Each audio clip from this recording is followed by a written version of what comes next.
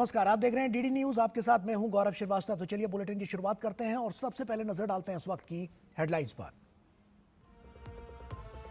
बिहार में प्रचंड जीत के बाद सरकार गठन की तैयारियों में एनडीए पटना से लेकर दिल्ली तक बैठकों का दौर। हिंदुस्तानी आवाम मोर्चा सेक्युलर की विधायक दल की हुई बैठक, प्रफुल्ल मांझी चुने गए नेता।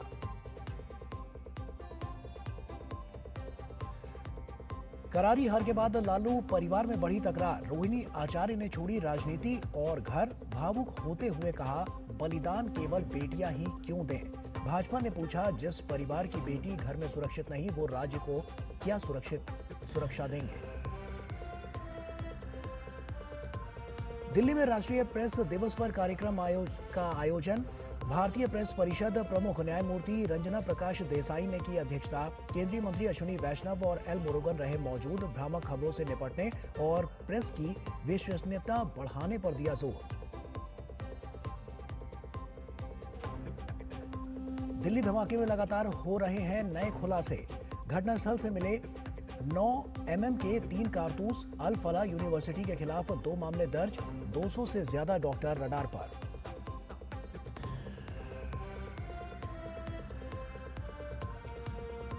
टोक्यो डेफलिम्पिक के पहले दिन भारतीय खिलाड़ियों का शानदार प्रदर्शन। भारत के नाम 1 स्वर्ण, 2 रजत और 1 कांस्य पदक।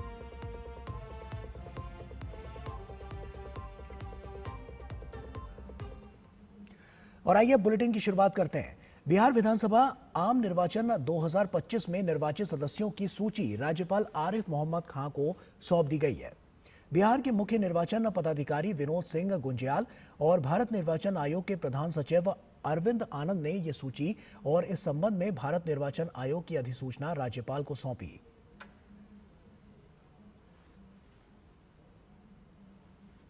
बिहार में एनडीए के पक्ष में आए एक तरफा नतीजों के बाद अब सरकार बनाने की कवायद जो है वो तेज हो गई है।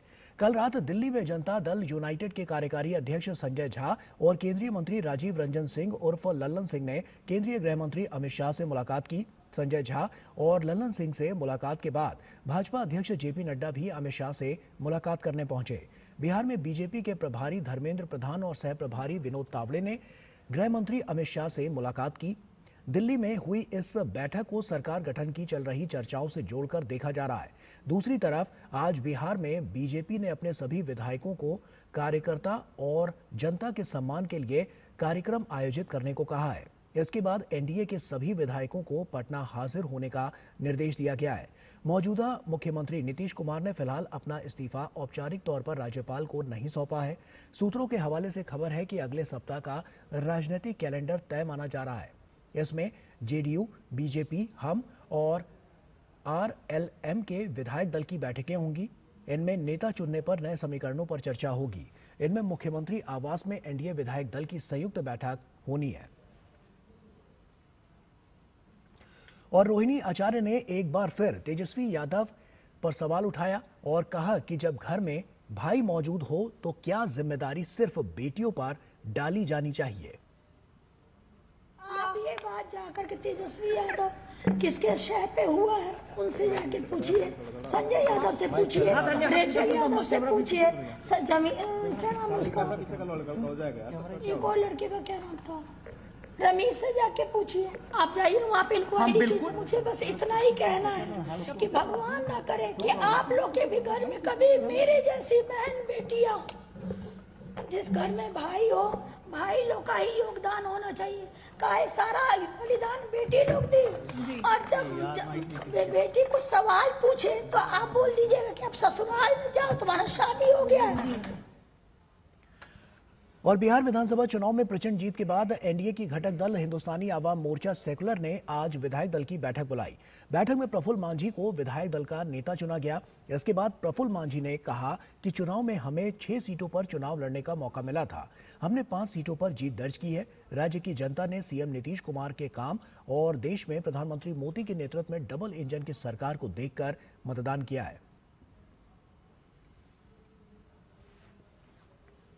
भाजपा नेता प्रदीप भंडारी ने बिहार विधानसभा चुनाव में एनडीए को मिले प्रचंड जनादेश के लिए बिहार की जनता का धन्यवाद दिया है। उन्होंने कहा है कि बिहार की जनता पीएम मोदी के विकास के एजेंडे के साथ है। बिहार की जनता ने बता दिया है कि वो प्रधानमंत्री नरेंद्र मोदी जी के विकास के साथ में है।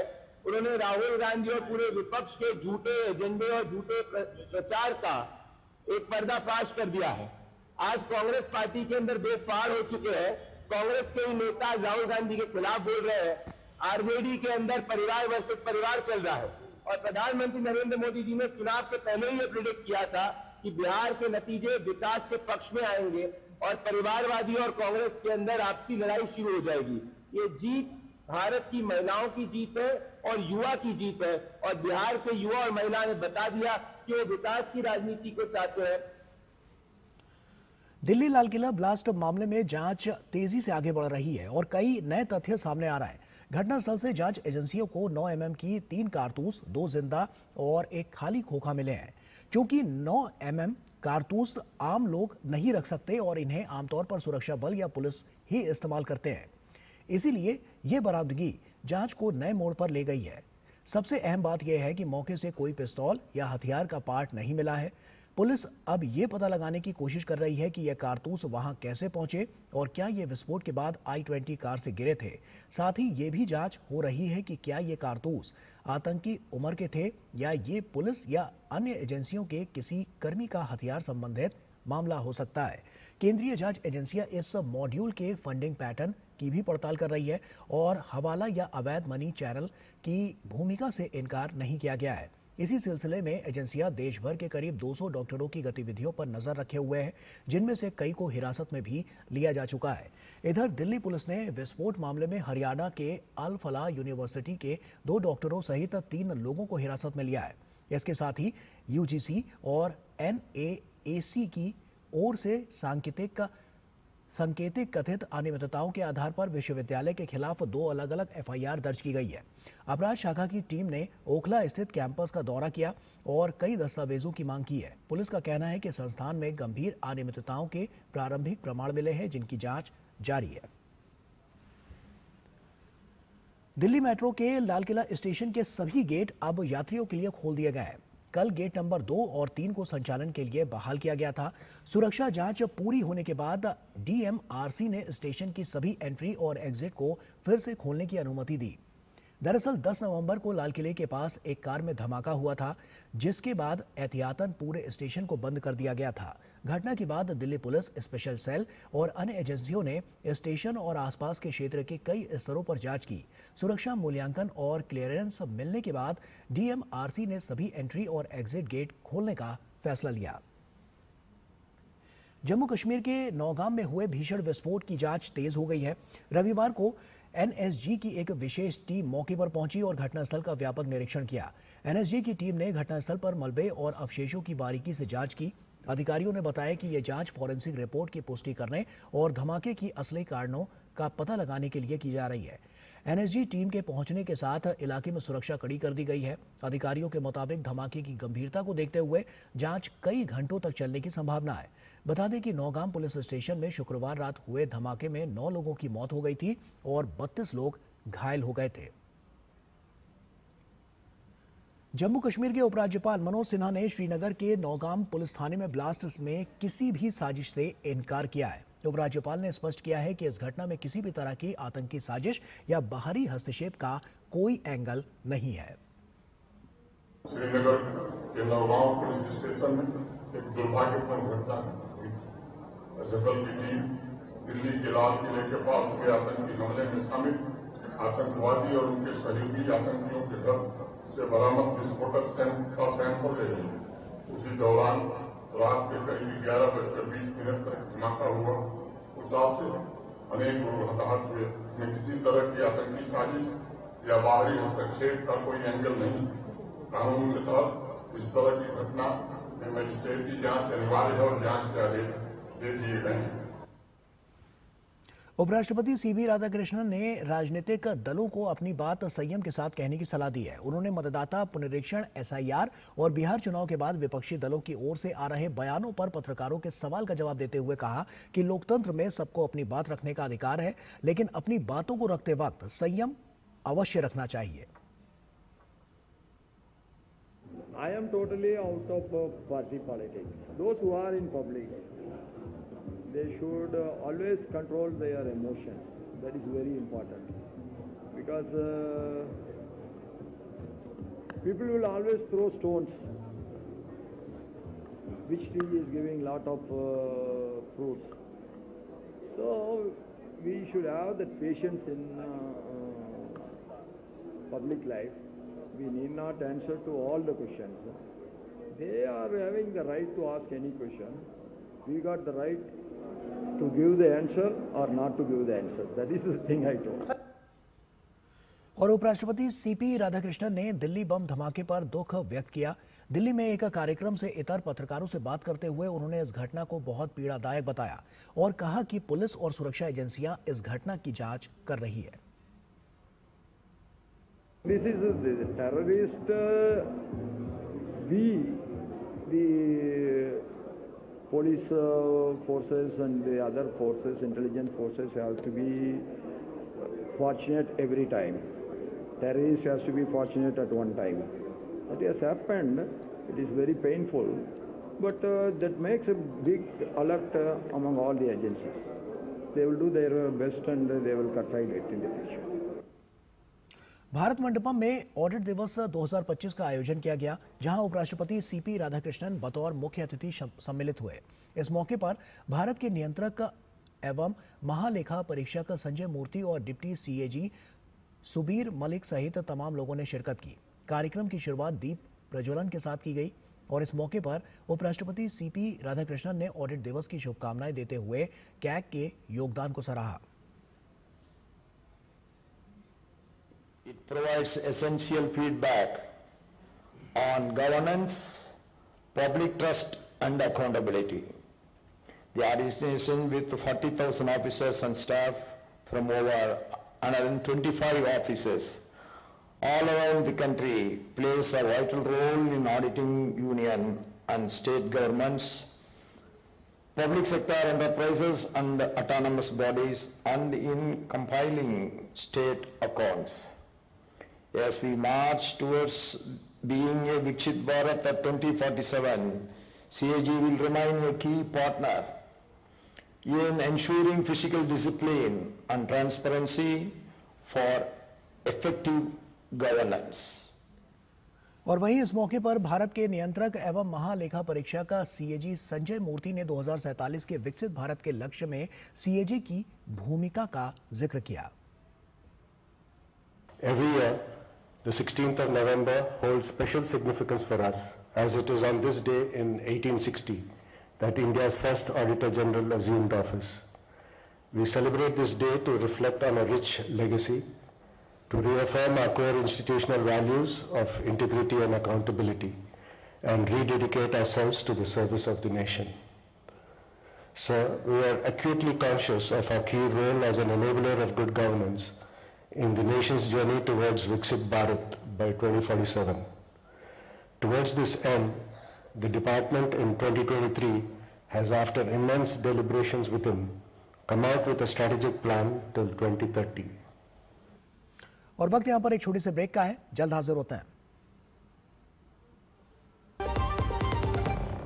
अब आया असली स्वाद। अब आया स्वाद। जब स्वाद के पड़े हो लाले तो MDH का चंकी चाट मसाला डालें। MDH का चंकी चाट मसाला। MDH। जरा सी हंसी दुलार जरा सा The taste of India। जरा सी अनबन प्यार जरा सा The taste of India। यही तो अमूल है स्वाद इंडिया का, यही तो अमूल है taste of India। जब धरती चीर कर निकलता है लोहे का पत्थर और मिलता है मोंगिया के जोश से, फिर तपता है, पिघलता है और बनता है फौलाद। अब होता है सरिया सारी खूबियों के साथ। मोंगिया स्टील, मजबूत देश का मजबूत सरिया। गोल्डी छोले मसाले जहाँ जाए रिश्ते बनाए। गोल्डी लाए हैं फ्रेश लॉक टेक्नोलॉजी, जो रखे मसालों को हर समय फ्रेश। कौन है जो जोड़े देश को? विकसित भारत का विकसित वायर। सुनो, एक अच्छी इंश्योरेंस पॉलिसी एआई से पूछते हैं। एक ऐसी पॉलिसी जिसमें प्रीमियम पेमेंट हो लिमिटेड पर इनकम आती रहे लाइफ टाइम। LIC का जीवन उत्सव। एक ऐसी पॉलिसी जो दे होल लाइफ इंश्योरेंस कवर भी। LIC का जीवन उत्सव। वाह, चलो तो LIC की जीवन उत्सव पॉलिसी ही लेते हैं। मैं भी तुमसे यही कह रही थी, LIC का जीवन उत्सव। लाइफ टाइम सेलिब्रेशन मनाइए LIC के जीवन उत्सव के साथ। फ्यूचर सेट है। MDH केसर का हो बहाना, कश्मीरी पुलाव या हो बिरयानी खाना, केसरी चाय दूध, रसमलाई केसरी लड्डू, हलवा याद आना, यही तो है MDH केसर का बहाना। MDH शुद्ध केसर, खुशबू ऐसी जो दिल जीत ले। MDH ब्रेक के बाद एक बार फिर से आप सभी का स्वागत है। राष्ट्रीय प्रेस दिवस के मौके पर भारतीय प्रेस परिषद द्वारा दिल्ली के नेशनल मीडिया सेंटर में एक कार्यक्रम का आयोजन किया गया। कार्यक्रम में यूं तो देश की कई नामचीन हस्तियां मौजूद थी, लेकिन शुभारंभ मीडिया की छात्रा के द्वारा कराया गया और ये पहल सूचना और प्रसारण मंत्री अश्विनी वैष्णव ने की। और क्या कुछ रहा इस कार्यक्रम में, बता रहे हैं सहयोगी राजेश राज। भारतीय प्रेस परिषद की प्रमुख न्यायमूर्ति रंजना प्रकाश देसाई की अध्यक्षता में आयोजित इस कार्यक्रम में केंद्रीय सूचना और प्रसारण मंत्री अश्विनी वैष्णव, केंद्रीय राज्य मंत्री एल मुरुगन और प्रेस ट्रस्ट ऑफ इंडिया के CEO विजय जोशी, सूचना और प्रसारण मंत्रालय के सचिव संजय जाजू भी उपस्थित रहे। केंद्रीय मंत्री अश्विनी वैष्णव ने राष्ट्रीय प्रेस दिवस के मौके पर मीडिया जगत को अपनी शुभकामनाएं दी हैं। कार्यक्रम के बाद मीडिया से बातचीत करते हुए अश्विनी वैष्णव ने लोकतंत्र में प्रेस की भूमिका को महत्वपूर्ण बताया और प्रेस की विश्वसनीयता को बनाए रखने के लिए गलत सूचनाओं से मुकाबला करने और सावधान रहने पर जोर दिया। सबसे पहले नेशनल प्रेस डे पर कंप्लीट प्रेस एंड मीडिया के जगत में जितने भी काम करने वाले हैं, जितने भी लोग जुड़े हुए हैं, उन सबको मैं बहुत बहुत हार्दिक अभिनंदन करता हूं, बधाई देता हूं। प्रेस का जो रोल है हमारे डेमोक्रेसी में बहुत ही महत्वपूर्ण रोल है। कार्यक्रम की अध्यक्षता न्यायमूर्ति रंजना प्रकाश देसाई ने की, जबकि मुख्य वक्ता के तौर पर PTI के CEO विजय जोशी ने कहा कि मीडिया आज क्राइसिस के दौर से गुजर रहा है, लेकिन अभी भी अपार संभावनाएं हैं। During the last year, the Council came out with several studies and recommendations that touch upon every aspect that affects the credibility of the press today. The study report on guidelines for the media, police and security forces on reporting from conflict-affected areas focuses on the safety of journalists and maintaining sensitivity and balance while reporting conflict situations. Credibility of the press is the very foundation of a healthy democracy. That credibility is cracking. It is cracking under the relentless pressure of global infodemic. It is cracking under the threat of fake news, and it is cracking under the fake news being aided by the slow creep of artificial intelligence. Seminar में press की विश्वसनीयता बढ़ाने के लिए press council of India के द्वारा किए जा रहे कार्यों का भी जिक्र किया गया। तथ्यपरक सूचना देना मीडिया का पहला धर्म है, लेकिन फेक न्यूज की इन दिनों बहार है, जिस पर सेमिनार में जमकर चर्चा हुई और कहा गया कि फिल्म अभिनेता धर्मेंद्र के मामले में जो फेक न्यूज चलाई गई वो कहीं न कहीं मीडिया के ऊपर सवालिया निशान छोड़ते हैं। कैमरामैन मुकेश के साथ नई दिल्ली से मैं राजेश राज, DD न्यूज के लिए। और पंजाब के जिले फिरोजपुर में बुधवारा इलाके में शनिवार शाम को RSS कार्यकर्ता बलदेव के बेटे नवीन अरोड़ा की गोली मारकर हत्या कर दी गई। बताया जा रहा है कि दो अज्ञात हमलावरों ने घर लौट रहे 40 वर्षीय नवीन को गोली मार दी। गंभीर रूप से घायल नवीन की मौके पर ही मौत हो गई। घटना के बाद से परिजनों और इलाके के लोगों में गहरा रोष है, जिससे माहौल तनावपूर्ण हो गया है। सूचना मिलते ही SSP फिरोजपुर भूपेंद्र सिंह और विधायक रणवीर सिंह भुल्लर मौके पर पहुंचे। उन्होंने पीड़ित परिजनों को हमलावर के जल्द पकड़ने का भरोसा दिया। मामले में कार्रवाई करते हुए पुलिस ने CCTV फुटेज खंगाला और उसके अलावा भी और तरह की जो जांच है उसको शुरू किया। हमलावरों की तलाश के लिए कई विशेष टीमें भी गठित की गई हैं। नवीन अरोड़ा जी हैगे सीगे ते इन्हां दा करीब 30-35 साल उम्र ते ये अपनी दुकान तो अपने घर जा रहे सी मोटरसाइकिल ते ਤੇ ਦੋ ਅਣਪਛਾਤੇ ਬੰਦਿਆਂ ਨੇ ਆ ਕੇ ਇਹਨਾਂ ਦੇ ਗੋਲੀਆਂ ਮਾਰੀਆਂ ਤੇ ਜਿਨ੍ਹਾਂ ਦੇ ਨਾਲ ਇਹਨਾਂ ਦੀ ਡੈਥ ਹੋ ਗਈ ਤੇ ਬੜਾ ਅਫਸੋਸਨਾਕ ਇੱਕ ਇਹ ਇਨਸੀਡੈਂਟ ਹੈ ਜਿਹੜਾ ਹੋਇਆ। ਸਾਡੀ ਪੁਲਿਸ ਦੀ ਮੁਸਤੈਦੀ ਅਸੀਂ ਪਿਛਲੇ ਦਿਨਾਂ 'ਚ ਬਹੁਤ ਜਿਹੜੀਆਂ ਮਾੜੇ ਅਨਸਰਾਂ ਤੇ ਕਾਰਵਾਈਆਂ ਕਰਦੇ ਆ ਰਹੇ ਹਾਂ, ਉਸ ਡਿਸਪਾਈਟ ਦੈਟ ਇਹ ਇਨਸੀਡੈਂਟ ਹੋ ਗਿਆ ਤੇ ਅਫਸੋਸਨਾਕ ਇਨਸੀਡੈਂਟ ਹੈ ਤੇ ਇਹ ਸਾਰੇ ਸ਼ਹਿਰ ਵਾਸਤੇ ਸਾਡੀ ਪੁਲਿਸ ਵਾਸਤੇ ਵੀ।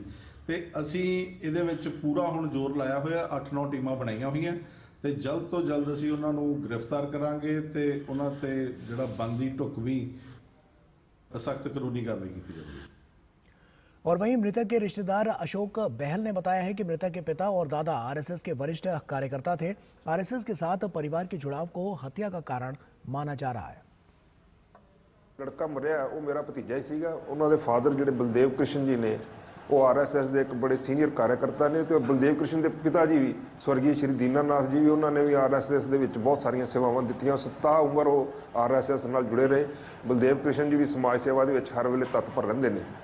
कल उन्होंने बेटा दुकान तो जदों अपने घर जा रहा सी 7 बजे के करीब तो यूको बैंक के कोल दो लड़कियां ने उन्होंने पहले टारगेट किया होया सी। एक लड़का पिछे किते उन्होंने रेकी करदा आ रहा सी, एक अगे खड़ा सी। जदों ही वो यूको बैंक कोल पहुंचा तो उसके सिर दे विच पिछले पासे 2 गोलियां मारियां जो लगता वो मौके पर जी डेथ हो गई। तो उस तो बाद बागी हस्पताल गए थे तो उत्थे उन्होंने डिक्लेयर करता कि ब्रॉड डेथ। और वक्त यहाँ पर एक और छोटे से ब्रेक का है, जल्द हाजिर होते हैं। MDH का किचन किंग किचन में हो तो हम सब कुछ बना सकते हैं। बैंगन का भरता, आलू गोभी, भिंडी मसाला और भी बहुत कुछ। MDH कौन है जो जोड़े देश को? विकसित भारत का विकसित भारत।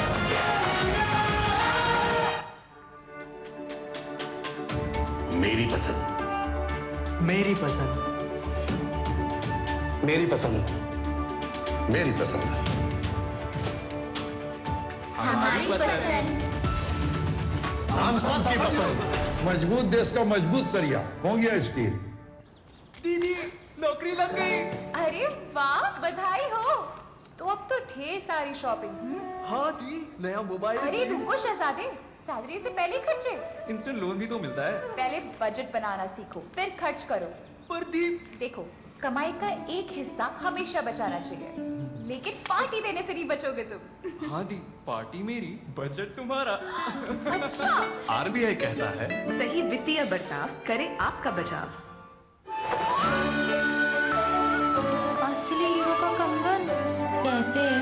क्योंकि हमें मिला है बेशकीमती तोहफा जिसकी वजह से हमारी फसल में काफी बढ़त हुई है। मिलिए ग्रो प्लस से। हमारा भरोसेमंद कोरोमंडल लेकर आया है एनफोर्स तकनीक वाला 5 पोषक तत्वों से भरा ग्रो मोर ग्रो प्लस। इसे इस्तेमाल करने से पौधों को मिले अधिक पोषण, जिससे न केवल आपको बम्पर फसल मिले बल्कि मिट्टी भी स्वस्थ और उपजाऊ बने। ग्रो प्लस अब एनफोर्स तकनीक के साथ सर्वोत्तम तकनीक, सफलता का प्रतीक।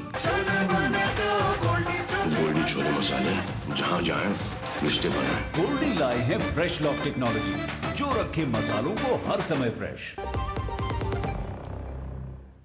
ब्रेक के बाद एक बार फिर से आप सभी का स्वागत है। खबरों में आगे बढ़ते हैं। विदेश मंत्री एस जयशंकर ने कतर की अपनी यात्रा के दौरान राजधानी दोहा में प्रधानमंत्री और विदेश मंत्री शेख मोहम्मद बिन अब्दुल रहमान अल थानी से मुलाकात की। इस उच्च स्तरीय बैठक में भारत और कतर के बीच ऊर्जा, व्यापार और निवेश समेत रणनीतिक साझेदारी के प्रमुख पहलुओं की व्यापक समीक्षा की गई। इसके अतिरिक्त दोनों देशों के बीच आपसी संबंधों को और मजबूत करने पर भी जोर दिया गया। दोनों नेताओं ने मध्य पूर्व और पश्चिमी एशिया की मौजूदा स्थिति और अन्य क्षेत्रीय एवं वैश्विक घटनाक्रमों पर भी विचारों का आदान प्रदान किया। जयशंकर ने इस मुलाकात की तस्वीरें सोशल मीडिया पर साझा करते हुए इसे सकारात्मक बताया। सरकार ने कहा है कि भारत का मीडिया और मनोरंजन उद्योग बहुत तेजी से बढ़ रहा है और 2030 तक इसका आकार $100 अरब से भी ज्यादा हो जाएगा। डिजिटल तकनीक, युवाओं की बढ़ती मांग और रचनात्मक कामों के नए अवसर इसकी बढ़त को और तेज कर रहे हैं। ये क्षेत्र हर साल लगभग 7% की रफ्तार से बढ़ रहा है और 2027 तक करीब 3067 अरब रुपए का हो जाएगा। सरकार का मानना है कि 2030 तक भारत सिर्फ कंटेंट देखने वाला देश नहीं रहेगा, बल्कि दुनिया को नया कंटेंट और बौद्धिक संपदा देने वाला प्रमुख देश बन जाएगा। पिछले 10 सालों में इस सेक्टर ने देश की अर्थव्यवस्था और रोजगार में अच्छा योगदान दिया है। खास बात यह है कि भारत में एनिमेशन और वीएफएक्स का काम 40 से 60% सस्ता पड़ता है, क्योंकि यहाँ बड़ा और कुशल कामगार वर्ग मौजूद है और इसी वजह से कई विदेशी कंपनियां अपना पोस्ट प्रोडक्शन काम भारत में कराती है। भारतीय कहानियां और कंटेंट अब दुनिया भर में पसंद किए जा रहे हैं। भारतीय ओटीटी दर्शकों में लगभग 25% लोग विदेशों से हैं। सरकार ने यह भी कहा है कि एनिमेशन, वीएफएक्स, गेमिंग, कॉमिक्स और एक्सीडेंट रियलिटी को औपचारिक पहचान देना इस क्षेत्र में नई ऊर्जा ला रहा है।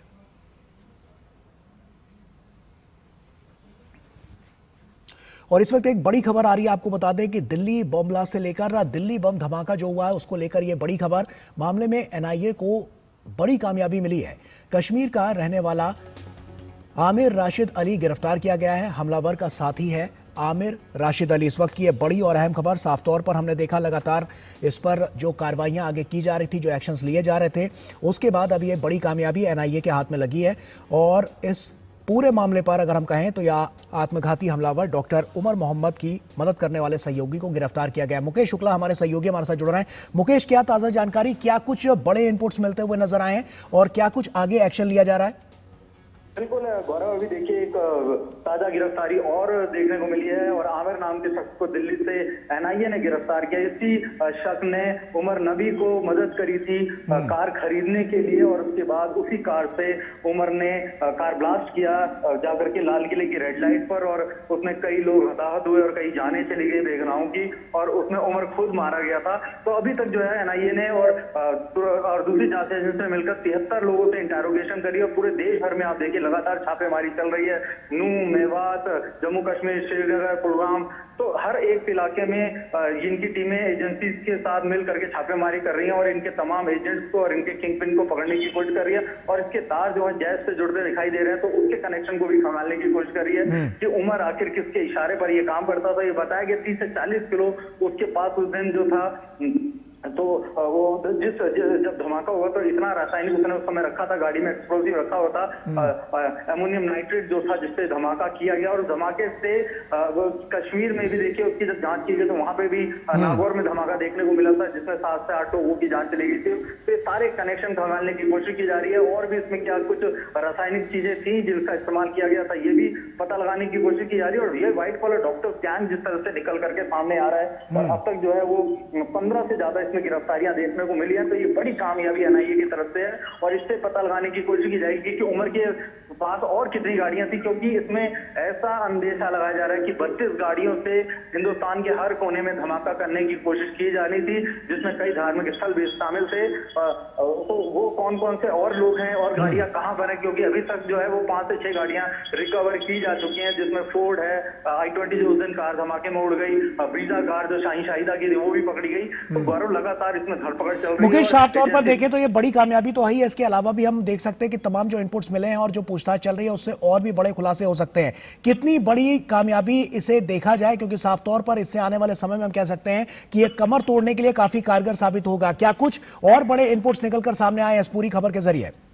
बिल्कुल, देखिए जिस समय इस कार जो उनके जो ओनर को पकड़ा गया था और उससे गिरफ्तारी की गई थी, तो उसने बोला कि उमर के लिए गाड़ी किसी और शख्स ने खरीदी थी उस दौरान और उसके ही बयान पर इस दूसरे शख्स की तलाश की जा रही थी। आज हमने एक सीसीटीवी फुटेज और देखा था जिसमें एक गार्ड और i20 कार जो है वो अल्फला यूनिवर्सिटी में ही उसके सामने जो है वो खड़ी दिखाई दी थी और उसके बाद एक एटीएम से पैसा निकालते हुए भी इस गाड़ी को देखा गया था। तो लगातार कनेक्शन गाड़ी से जोड़े जा रहे हैं और कितनी गाड़ियां हैं और कितने व्हीकल्स थे जिनका इस्तेमाल इस चीज में होना था। यानी अब आमिर जो है ये बताएगा कि इसके साथ कौन कौन से लोग थे और इसके साथ कौन कौन इसके टच में था, किसके इशारे पर यह काम हुआ था। ये बड़ी कामयाबी है क्योंकि इसकी शिनाख्त होना बहुत जरूरी था। इसकी पहचान के बाद जैसे इनपुट मिला तो एनआईए की टीम सक्रिय हो गई थी और देखिए दिल्ली से इसकी भी गिरफ्तारी होती है। अभी इसकी गिरफ्तारी के बाद इंटरोगेशन में और भी कई नाम जो है निकल करके आएंगे और ये व्हाइट कॉलर गैंग जो है वो पूरी तरह से एक्सपोज होता दिखाई दे रहा है। जैसे कि अल्फला यूनिवर्सिटी स्कॉलरशिप पर तमाम प्रतिबंध लगा दिए गए हैं। उन संस्थान की जो क्रेडेंशियल है उस पर भी सवाल खड़ा किया गया है कि इसमें 40% से ज्यादा जो स्टूडेंट है वो जम्मू कश्मीर के इलाके से आते हैं, तो यहाँ पर आकर के वो अपनी मेडिकल की पढ़ाई करते हैं। और जिस तरह से आप देखिए तमाम डॉक्टर्स का इसमें रोल निकल करके आ रहा है, ये कहीं ना कहीं बहुत ही संवेदनशील है कि इस तरह से व्हाइट कॉलर डॉक्टरों ने जो पूरा का पूरा गैंग बनाया और ये शाहीन शाहिदा उमर ने मिल करके इस पूरे के पूरे गैंग को आगे बढ़ाया।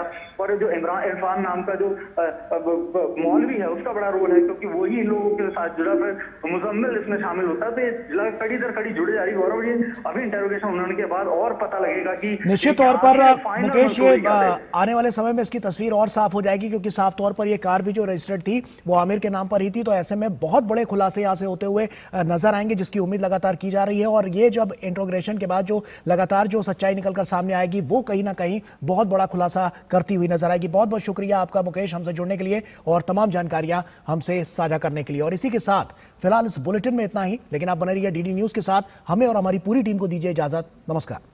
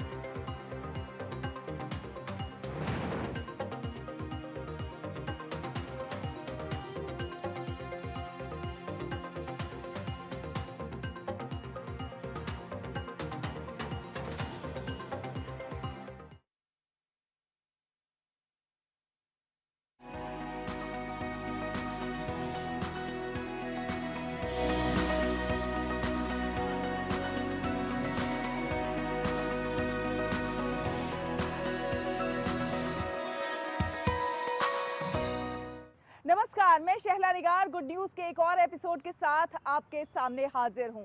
आज का हमारा जो कार्यक्रम है वो बेस्ड है प्रधानमंत्री नरेंद्र मोदी के मन की बात की 127वीं कड़ी पर। जी हां, प्रधानमंत्री नरेंद्र मोदी जब भी मन की बात करते हैं तो ऐसे लोगों के प्रयासों का जिक्र जरूर करते हैं जो अपने कामों से समाज में कुछ सकारात्मक बदलाव लेकर आ रहे हैं।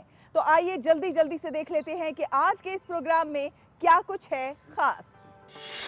बेंगलुरु की झीलों को पुनर्जीवित करने की मुहिम, हरियाली का उग रहा है जंगल। प्लास्टिक लाओ खाना पाओ, दिखाएंगे आपको छत्तीसगढ़ का गार्बेज कैफे। कोरापुट की जमीन से उठी कॉफी की खुशबू वैश्विक स्तर पर बना रही है विशेष पहचान।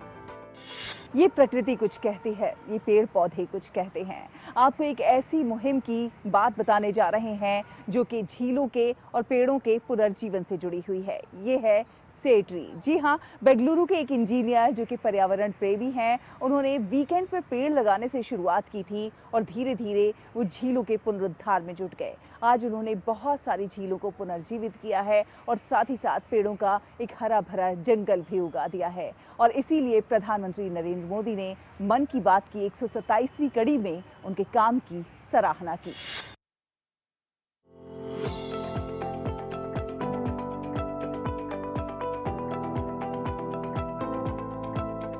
बेंगलुरु को झीलों का शहर कहा जाता है। अब इन्हीं झीलों को एक नया जीवन, नया रूप देने का काम कर रहा है से ट्री एनजीओ। और इसके सारथी हैं कपिल शर्मा और देवकांत। ये सूख चुकी झीलों को पुनर्जीवित कर रहे हैं। इतना ही नहीं, ग्रीन सिटी बेंगलुरु को और ज्यादा हरियाली देकर सांस देने का काम कर रहे हैं। कपिल शर्मा और उनकी टीम के इस कार्य के बारे में प्रधानमंत्री नरेंद्र मोदी ने मन की बात की 127वीं कड़ी में प्रशंसा की। दरअसल कपिल शर्मा ने 2007 में से ट्रीज नाम की एक छोटी सी पहल की शुरुआत की।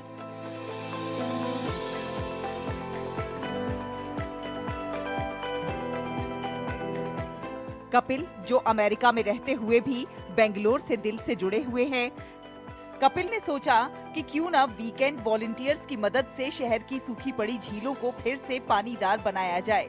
शुरुआत हुई ईटगलपुरा झील से। गंदगी, कचरा और सिल्ट से भरी वो झील आज 20 लाख लीटर पानी स्टोर करने के लायक हो गई है। कपिल की टीम ने 8 झीलों को पूरी तरह से रिवाइव किया है, जिसमें सदेरा हल्ली और गोकुलेश्वर जैसी झीलें शामिल हैं।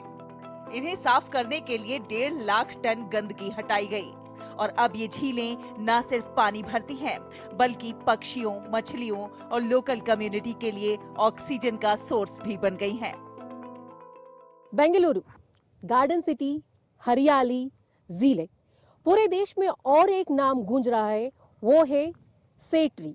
एक आईटी इंजीनियर, नेवल ऑफिसर ने झीलों को मरने नहीं दिया, उन्हें एक नया जीवन दे रहे हैं। छत्तीसगढ़ मूल के इंजीनियर कपिल शर्मा एक पर्यावरण प्रेमी हैं। बेंगलुरु शहर में हरियाली की मात्रा कम होने से तापमान बढ़ रहा है, ये सोचकर उन्होंने इस समस्या का कोई समाधान ढूंढने का फैसला किया। वे बेंगलुरु में इंजीनियरिंग पढ़ाई के दिनों से ही पेड़ लगाते आ रहे हैं। सिर्फ गिनती के पेड़ लगाने से काम नहीं चलेगा, ये समझकर कपिल ने शहर और आसपास ज्यादा से ज्यादा पेड़ लगाने का दृढ़ संकल्प लिया और तभी देखिए बड़ी महत्वाकांक्षाओं के साथ जन्म लिया सेट्री संस्था ने। My green journey started in the year 2007 when I saw trees being brought down in Bangalore, all across Bangalore. As a concerned citizen, I picked up shovel and started planting sapling. फिर कुछ ही वर्षों में इस सामाजिक कार्य में उनके साथ कई समान विचारधारा वाले लोग जुड़ते चले गए। कारवां बनता गया। सेट्रीज ने अपने इतिहास में 15 सालों में तकरीबन 50 झीलों का पुनर्निर्माण किया है। ये है जल स्रोतों को बचाने की मुहिम।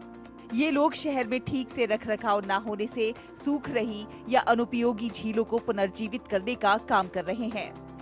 कपिल शर्मा और देवकांत की टीम ने कीचड़ में फंसी झीलों को फिर से जीवन दिया है। जीवन की चमक खो चुकी झीलों को फिर से स्वच्छंद और बहने लायक बनाया है। इतने वर्षों में उन्होंने बेंगलुरु सहित देश भर में कई झीलों को पुनर्जीवित किया है और इसीलिए प्रधानमंत्री नरेंद्र मोदी ने मन की बात में सेट्री के कार्यों की सराहना की। ये संस्था झीलों का चयन भी बहुत बारीकी से करती है। कई जगहों पर स्थानीय लोग खुद इनसे संपर्क करते हैं और इसके अलावा ये कॉरपोरेट संस्थाओं के साथ हाथ मिलाकर उनके आसपास की झीलों को भी पुनर्जीवित करते हैं। ये लोग किसी झील की जानकारी मिलते ही कई प्रक्रियाएं फॉलो करते हैं। इनकी झीलों को पुनर्जीवित करने के काम में एक खासियत है। आमतौर पर ये झीलों को सिर्फ साफ नहीं करते बल्कि वैज्ञानिक पद्धति फॉलो करते हैं।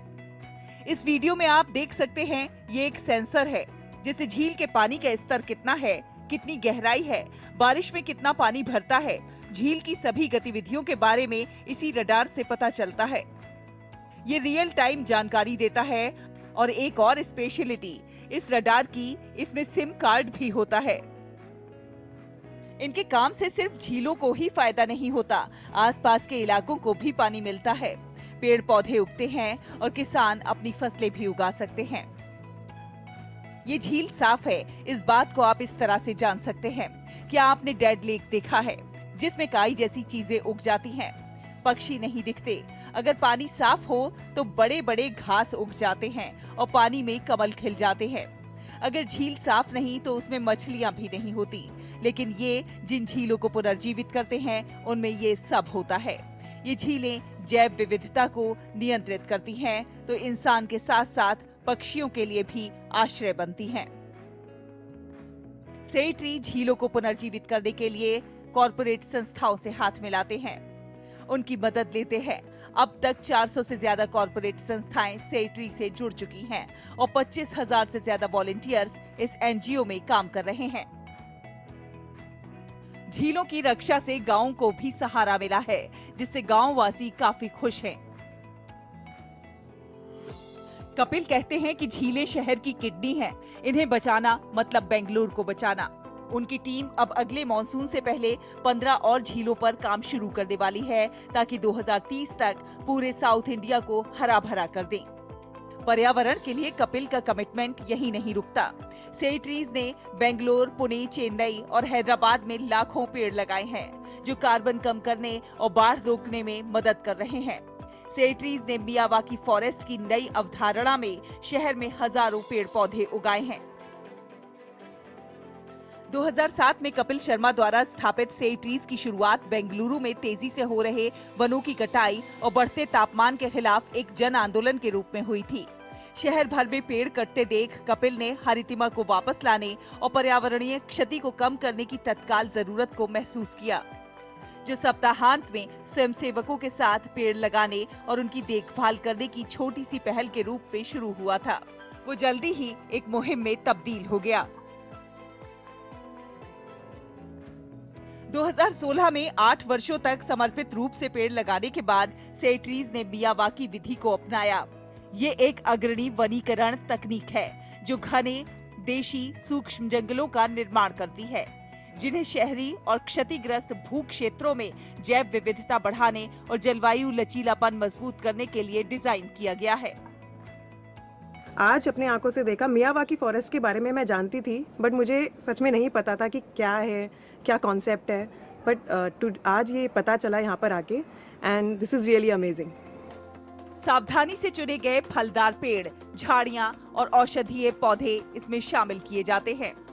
सिर्फ 2 वर्षों की देखभाल के बाद ये जंगल स्वनिरंतर पारिस्थितिकी तंत्र बन जाते हैं, जिन्हें न्यूनतम रखरखाव की जरूरत होती है।